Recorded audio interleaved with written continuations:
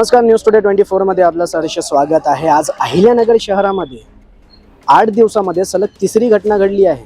अहिल्यानगरचा बिहार होत आहे का, हे जरी आपण म्हटलं तर चुकीचं ठरणार नाही, कारण की गेल्या आठवड्यामध्ये एक फरियाबागचं प्रकरण झालं, त्याच्यानंतर माळीवाड्याचं प्रकरण झालं आणि आज लगेचच गांधी मैदानामध्ये रात्री एका तरुणावर जीवघेणा हल्ला करण्यात आला।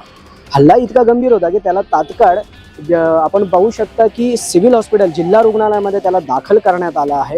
पोलीस प्रशासनाचं एकच कडकडून विनंती नागरिक सध्या करत आहे। नागरिकांमध्ये सध्या भीतीचं वातावरण निर्माण झालेलं आहे आणि पोलीस प्रशासनाने एकच विनंती आहे की हल्लेखोरांचा माज पोलीस प्रशासन कधी उतरवणार आहे, कारण की आपण बघू राहिलो की गेल्या आठवड्यामध्ये यंदा तिसरी घटना घडलेली आहे। धारदार शस्त्रांनी हल्ले करण्याची ही घटना सध्या अहिल्यानगर शहरामध्ये वाढत असल्याने नागरिकांमध्ये चिंतेचं वातावरण सध्या निर्माण झालेलं आहे।